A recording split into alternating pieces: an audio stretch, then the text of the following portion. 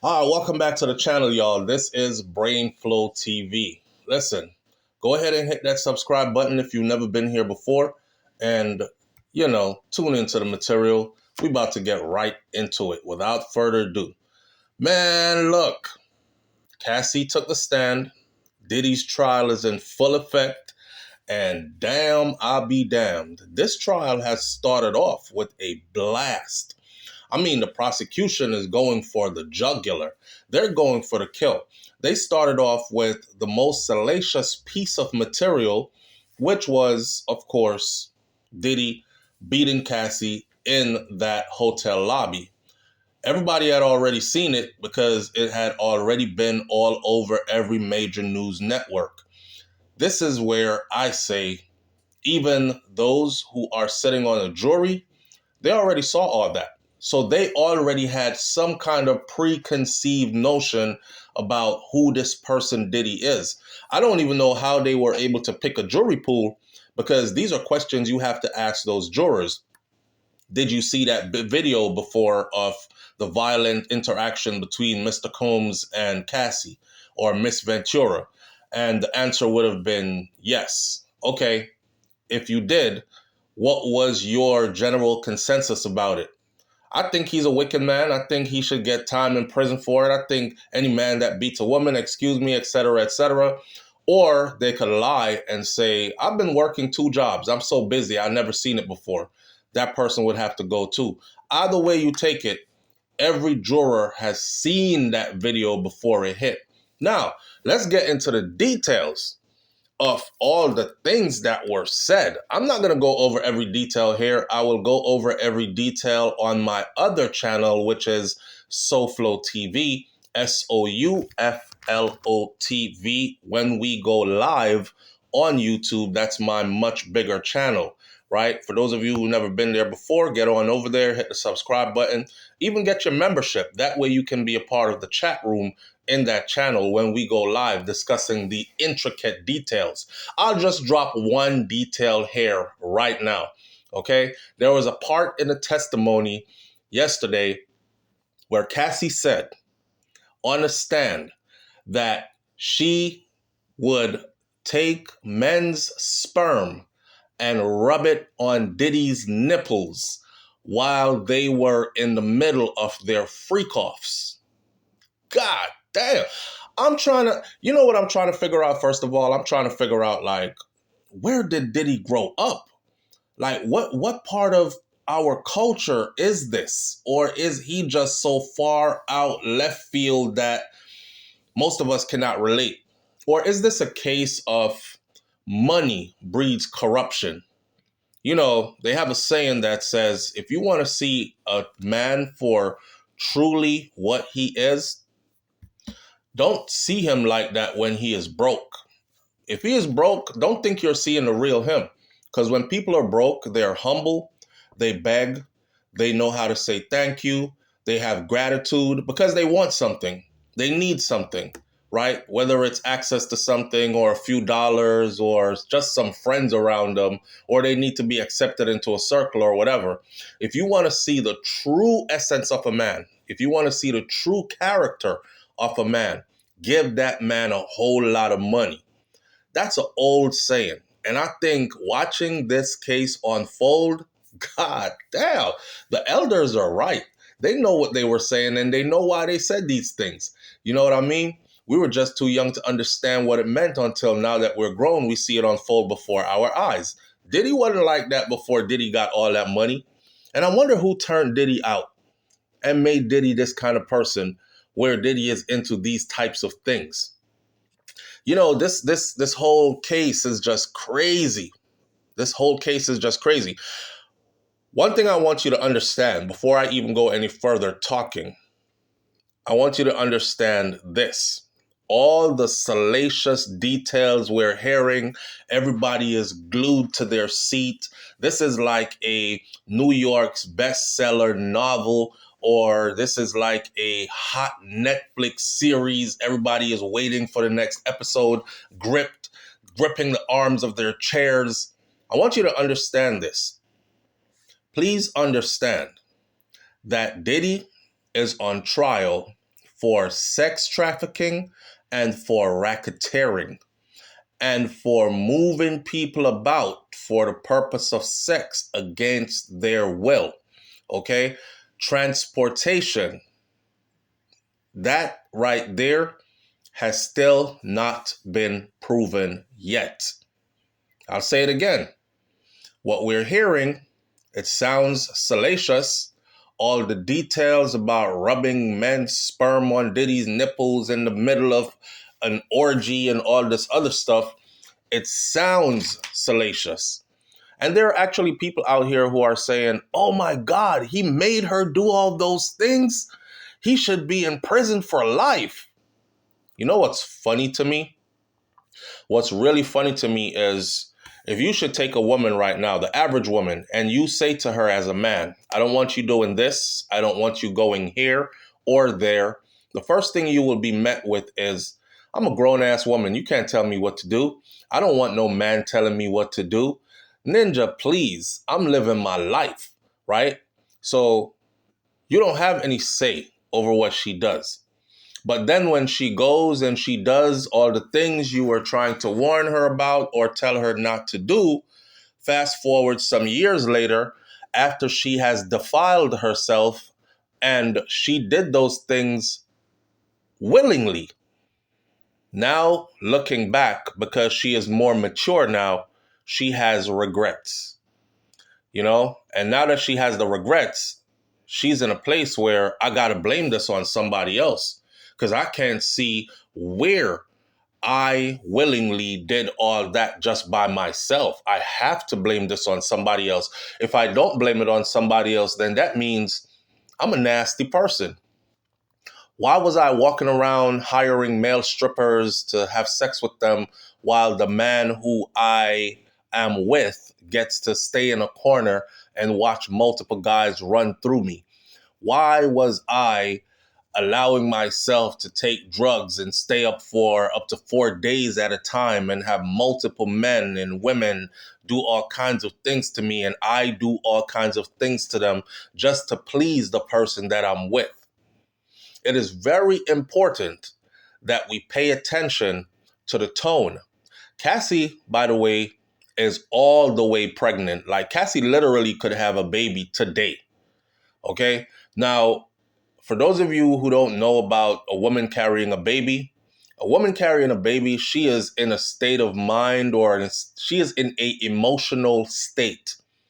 Her hormones are going up and down and they're all over the place. So she's going to cry on that stand. She's going to look pitiful on that stand. And then she will also appear even more human on that stand.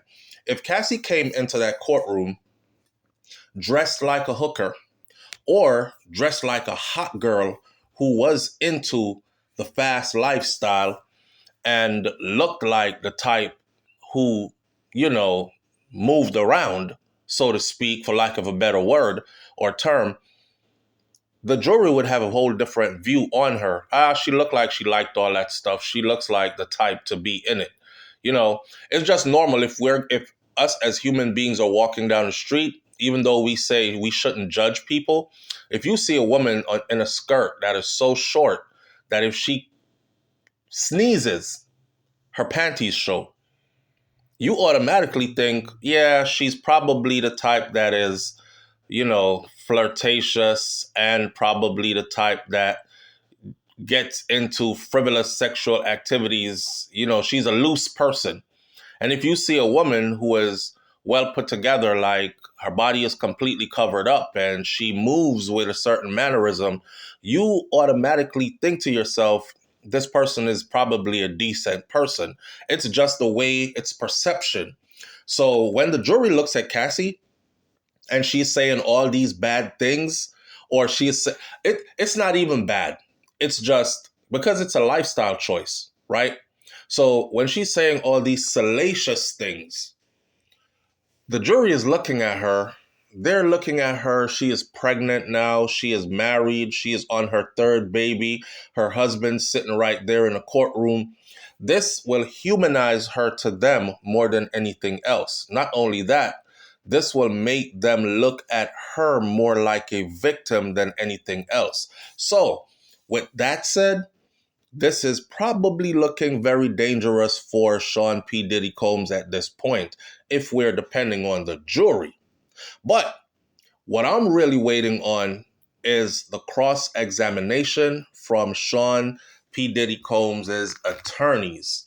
I'm waiting for the cross-examination, and I hope everybody is taking notes, because even though Cassie is basically sounding now on the stand like a woman who went into a relationship expecting one thing but ended up getting another thing, and she is super disappointed. She's ashamed of the things that she did. But by her own words, even while trying to lay it on heavy for the prosecution, she is actually helping Diddy. Listen to what I just said to you. Subtract your emotions from this and listen. She is actually helping Diddy. I know, you're like, how is she helping Diddy? She's saying all these things and she's saying he made her do all these things. No, she didn't. She actually said that she was in love with Diddy, and she did these things because she knew that this is what he liked and she wanted to please him. She wanted to see him happy. You can't go back and take that out.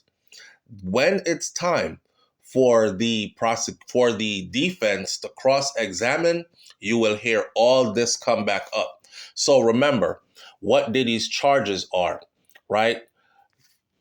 If you are admitting that you did these things willingly because you are in love with the person and you know that this is their lifestyle and you just wanted to please them.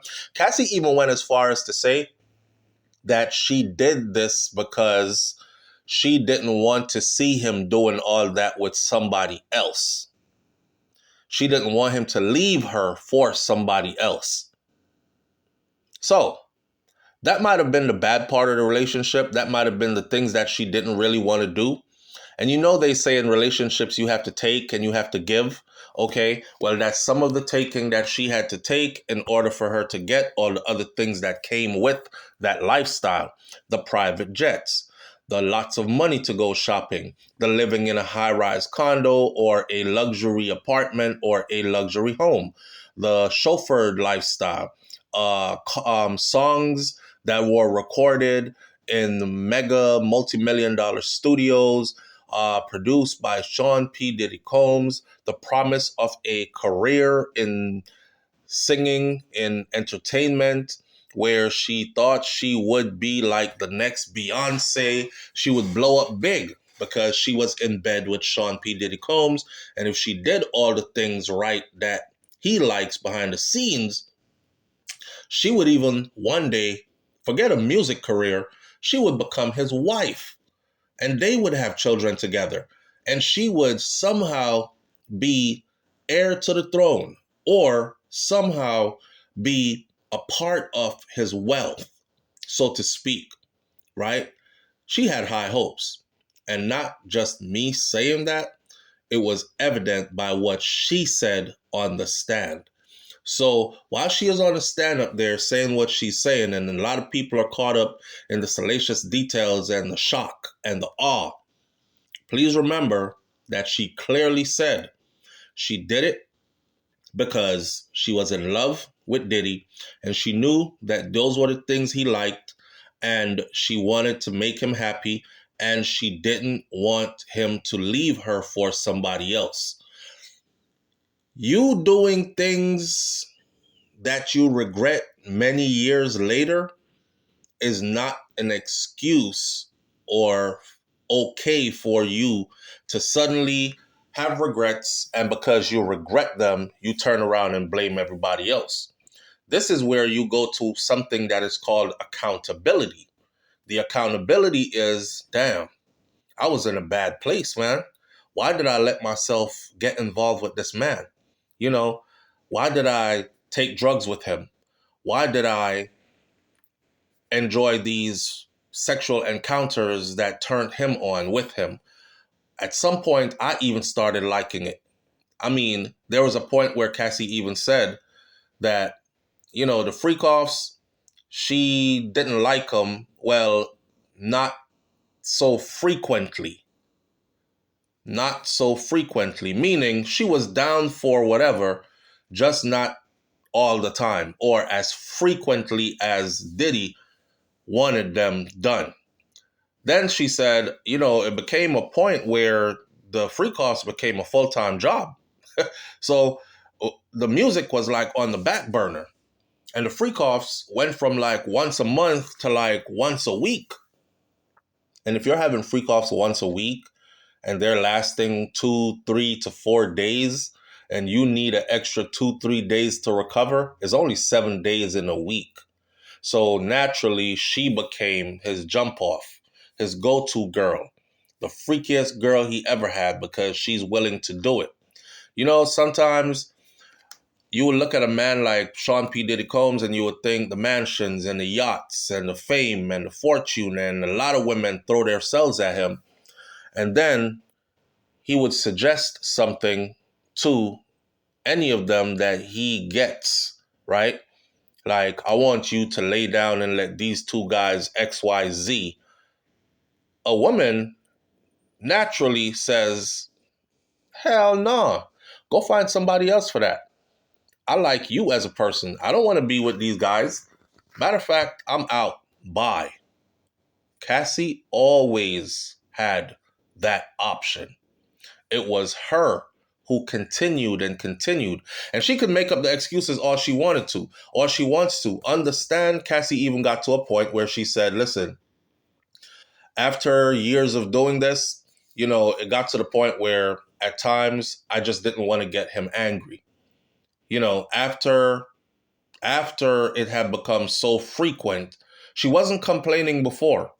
She was going into it before. She wasn't complaining. She was enjoying all the trinkets that came with it. Her music was on the charts. She was an artist that was established. She had a music video that was in rotation on television. She was getting the things that she needed out of it. Once she stopped getting the things that she needed out of it, then it became a problem. Then she was like, listen, I really don't want to do this anymore. But she never told him she don't want to do it anymore. So they asked her on the stand, why didn't you tell him? Well, she said, I didn't tell him because I didn't want him to get angry. And of course, they revert right back to the video of them in the hallway. And she told them in court that that video you saw of them in the hallway, that was right on the eve of one of those freak-offs. So that video stands to say, oh, if he gets angry, this is what happens. I get beat down. I have to run, But that's pretty misleading. So I hope that Diddy's attorneys will actually put that in context for everybody so they understand that altercation you saw in the hallway, was it before or after a freak-off? Because if it was before a freak-off, then that could mean him beating her into submission to participate in a freak-off. If it was after a freak-off, then that could mean, listen, this was a couple who they were tired, they were binging, they were up for days, smoking, drinking, taking drugs, and none of them were in their right minds. Arguments started and they got into an altercation. What you saw was only a snippet of the entire encounter. We don't know if she hit him over the head with a vase while he was trying to talk to her before she ran out of that apartment. All we know is the part that we saw. And the part that we saw is him not making an excuse for it, being violent towards her. 40 seconds or so video of that clip, if the clip is that long. And that's it. That does not sum up the entire event of what took place that day, right? So it's unfair to actually judge their entire relationship based on that right there. With that said, I'm just thinking at this point in the game, I don't know if the prosecution brought Cassie in to say she's going to be the star witness, the one who puts the nails in the coffin and seals this case up for us. This is working out to be quite the contrary. If you just listen carefully, you will realize that they have not proven. And what I said before, I'm going to end this video right now by saying the same thing. The prosecution is prosecuting Sean P. Diddy Combs on a set of charges: racketeering, sex trafficking. These charges must be proven. Cassie's story does not prove racketeering or sex trafficking. Cassie's story proves more like domestic violence and gives a look into a dysfunctional relationship, consensual relationship between two adults. That's what that does. So it's not proving the prosecution case. It's just good for media. Everybody is glued to their seats now, wanting to hear more freak-off details, like the rubbing of the sperm on the nipples, like Cassie being the one to go choose the guys that she would sleep with in front of Diddy, like, peeing in her mouth kind of thing. By the way, there was a reporter that was in the courtroom, and she said when she got out the courtroom, she realized that media was running with the story that Sean Diddy Combs ordered the escort to pee in Cassie's mouth. And she said that is not true. What happened in court was Cassie was on the stand. I mean, not Cassie, but the escort, a male escort, testified. And that male escort said on the stand, it was not Diddy, it was Cassie that told him to pee in her mouth, was even giving him directions like, don't pee so hard. Don't let it out all at once. Take your time and let it out slowly, but pee in my mouth. I'm going to leave that one right there. Okay? We're going to do more videos on this whole situation that's going on. Stay tuned. And remember, this is our commentary. We're seeing it our way. You're entitled to see it your way. Just don't load my comment section with your traumas and your issues and you're triggered. And because you've had bad relationships and you've been taken advantage of, and now you feel like getting back or seeing Puffy get found guilty is like getting back at your ex kind of thing. I want you to use logics. And I know it's sometimes something that's impossible for some people to use. This was a lifestyle.